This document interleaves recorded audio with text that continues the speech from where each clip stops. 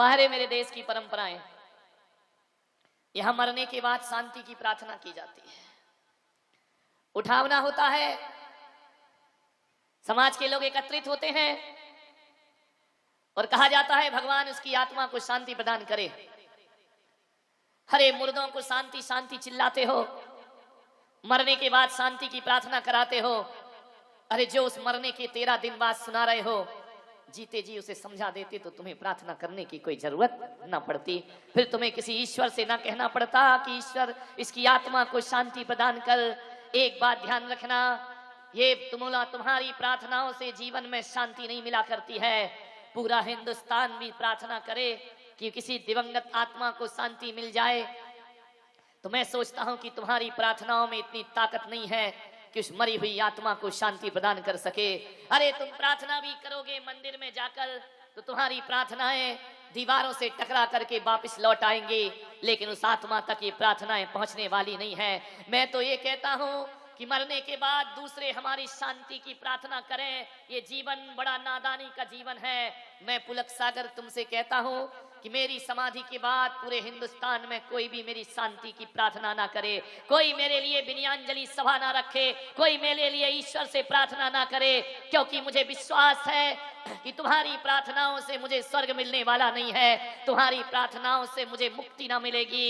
एक बात याद रखना, यदि तुम्हारी प्रार्थनाओं में दम होता तो मैं चैलेंज दे रहा हूं कि जाओ नरकों से लादेन को निकाल करके बताओ, जाओ नरकों से किसी सैनिक को निकाल करके बताओ, नरकों से रावण को निकाल करके बताओ, जाओ नरकों से हिटलर को बाहर निकाल करके।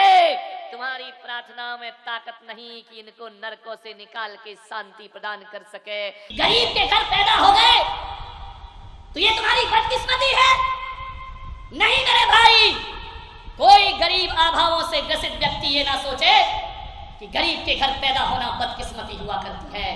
अरे बदकिस्मती गरीब के घर पैदा नहीं होना नहीं है, बदकिस्मती तो वो है कि जिंदगी भर गरीब बने रहना, ये आदमी की बदकिस्मती हुआ करती है। गरीब के घर पैदा होकर भी अमीर बन सकते हो, संघर्षों में जीकर भी जीवन की ऊंचाइयों को प्राप्त कर सकते हो। माँ बाप को मत बोलो, ईश्वर को मत कहना कि किस घर में मेरा जन्म दे दिया है।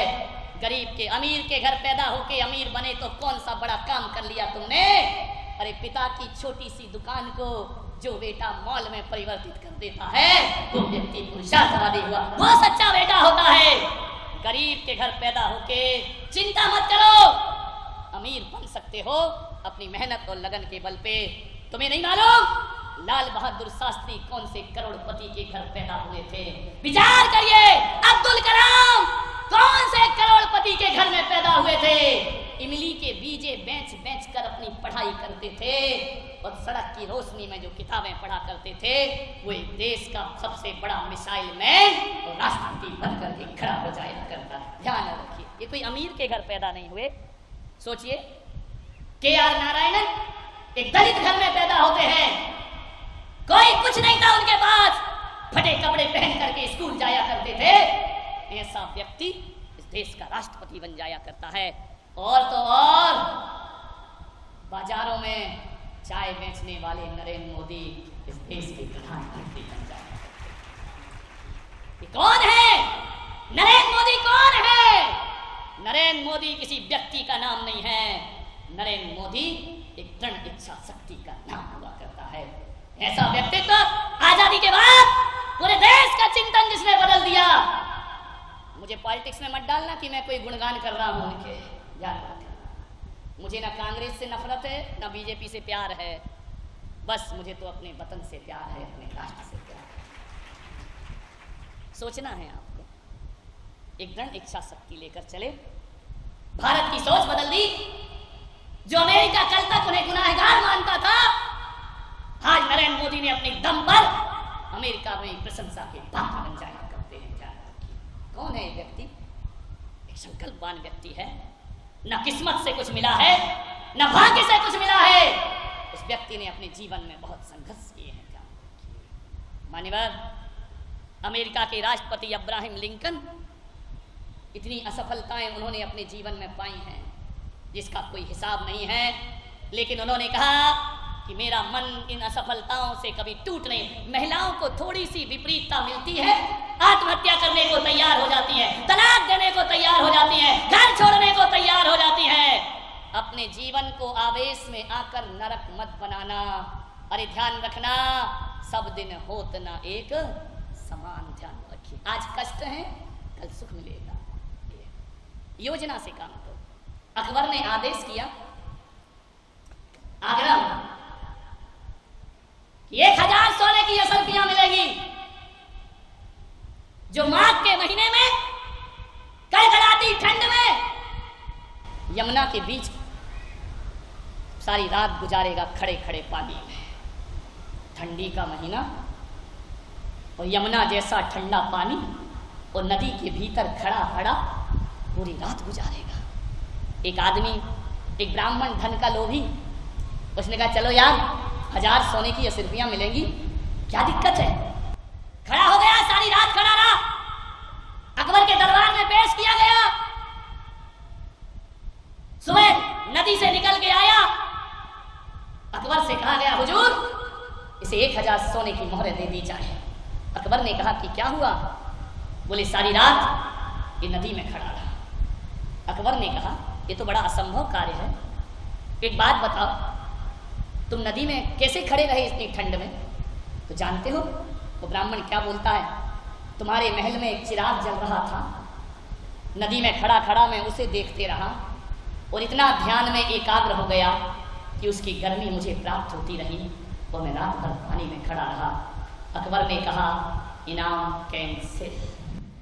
सोचिए आदमी को कितनी असफलताओं का सामना करना पड़ता है। अरे रात को कड़कड़ाती ठंड में तो कुछ नहीं हुआ, लेकिन जैसे ही सुना इनाम कैंसिल, पसीने छूट गए ठंड में उस आदमी के। रात भर में खड़ा रहा और बादशाह कहते इनाम कैंसिल। बोले क्या? बोले तूने दिए से गर्मी क्यों ली?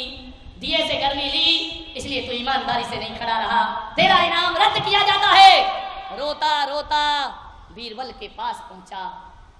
बीरबल से बोला वजीरे ये बताओ मेरी क्या गलती है। बीरबल ने कहा बताओ। बोले अकबर ने, बादशाह ने मेरा इनाम कैंसिल कर दिया, सोने की असरफियों के लिए मैं खड़ा रहा रात भर। बीरबल ने कहा कल दरबार में आना। बोले ठीक है। अब बीरबल तो बीरबल है, योजनाबद्ध तरीके से काम करने वाले लोग। बीरबल ने दूसरे दिन दरबार में अकबर से कहा कि जहां बनाए कभी आपने मेवा की खीर खाई है? अरे अकबर ने कहा मेवा की खीर यार, चावल की तो खाई है। तू भी बीरबल क्या क्या विषय लेके आ जाता है दरबार में रोज रोज, क्या होती है मेवा की खीर? बोले हुजूर एक बार खाओगे जिंदगी भर उंगलियां चाटोगे। तो अकबर ने कहा यार बीरबल बनवाओ मेवा की खीर क्या होती है। बोले मेरे महल में आ जाना। अकबर ने कहा आ जाऊंगा। अब अकबर से तो सारी रात नहीं कटी। दूसरे दिन 9 बजे का निमंत्रण। अकबर को तो लगा यार मेवा की खीर, मेवा की खीर। जैसे ही पहुंचे वहां जाके क्या देखते हैं, अकबर ने कहा लाओ बीरबल खीर बन गई हो तो। बोले हुजूर अभी इंतजार करो, इतनी जल्दी कैसे बन जाएगी खीर? अरे बोले क्यों, मेवे की खीर में टाइम लगा। अरे बोले वक्त लगेगा। तो अकबर ने 1 घंटा हो गए, 2 घंटे हो गए। अकबर ने कहा अरे बीरबल जल्दी ला भाई भूख लग रही है, तू बता तो खीर कहाँ बन रही है। बीरबल अंदर ले गए रसोई घर में। बोले ये देखो जहाँ बना खीर बन रही है। बोले पागल ये खीर तो जिंदगी भर नहीं बनेगी। बोले क्यों? मालूम है बीरबल ने क्या किया, नीचे एक मोमबत्ती लगाई और 50 फीट ऊपर खीर की भिगोनी बांध के रख दी। बोले इंतजार करो जब पक जाएगी तो खा लेना। अकबर ने कहा पागल ये मोमबत्ती से 50 फीट ऊपर की ये खीर 10 साल तो क्या कभी नहीं पकने वाली है। तो बीरबल ने कहा हुजूर जब एक मोमबत्ती से खीर गर्म नहीं हो सकती तो एक महल के दिए से आदमी गर्म कैसे हो सकता। मान्यवर कहते हैं ना बीरबल की खिचड़ी। विचार करें आप, वही इनाम जो खो दिया था लेकिन बीरबल ने योजनाबद्ध तरीके से हासिल कर लिया। आप व्यापार में फेल हो रहे हैं, जरूर प्रक्रिया गड़बड़ होगी, वरना कोई आदमी असफलता को प्राप्त नहीं करता है। आप परीक्षा में फेल हुए हैं, जरूर कुछ ना कुछ गड़बड़ी रही, वरना पढ़ने वाले कभी जीवन में फेल नहीं हुआ करते हैं। आप अपनी कमी को देखने का प्रयास करो कि गलती कहां से हो रही है। 1000 सोने की असरफियां उसे प्राप्त हुई। मान्यवर, हिम्मत मत हारो अपनी जिंदगी में। हर सफलता दिमाग से प्राप्त होती है। 3 मिनट शेष है, अपनी बात समाप्त करता हूं। एक 19 साल की बेटी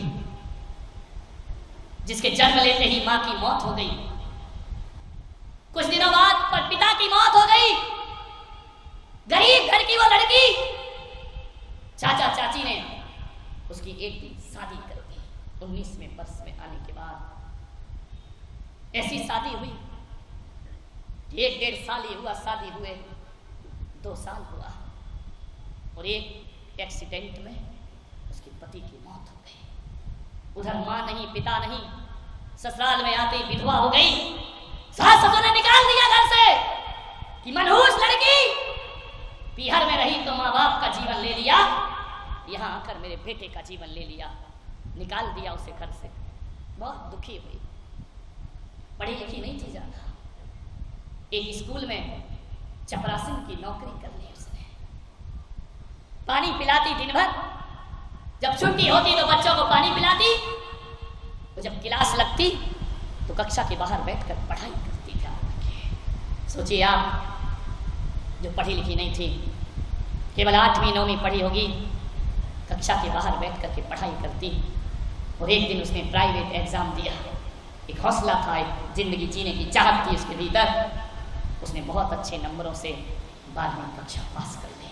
ध्यान रखिए, बदकिस्मती को खुशकिस्मती बना सकते हो आप। उसने 12वीं कक्षा पास की, भाई स्कूल का काम भी करती और अपनी पढ़ाई भी करती। एक दिन उसने बीए किया, एक दिन उसने एमए किया, एक दिन उसने पीएचडी कर ली और उसी कॉलेज में जो पानी पिलाती थी वो लेक्चरर बन के प्रोफेसर बन करके खड़ी हो जाएगी। इसलिए मैंने कहा ना, सकल पदार्थ या जग माही, कर्म हीन नर पावत नाहि। मान्यवर, सब मिलेगा इस धरती पर। तो सफलता के लिए जो मैंने आपको बातें बतलाई हैं, आत्मविश्वास मजबूत, दृढ़ इच्छा शक्ति ये आपके अंदर होना चाहिए और एक योजनाबद्ध तरीके से कार्य होना चाहिए। अथवा तदवा कार्य करोगे कुछ प्राप्त ना हो सकेगा।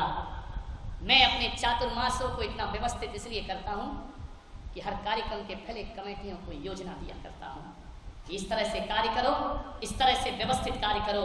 अरे प्रवचन देना है तो प्रवचन तो सड़क पे बैठ के तख्त बिछा के भी दिया जा सकता है, लेकिन एक बात ध्यान रखना, वह तख्त बिछाकर प्रवचन तो दिया जा सकता है, लेकिन आदमी की गरिमा और महिमा तभी बनती है जब कोई व्यवस्थित तरीके से कार्य किया जाता है। ध्यान मानवर, हर चीज की योजना बनाओ, अनुशासित कार्य करो, सफलताएं आपके कदम चुके।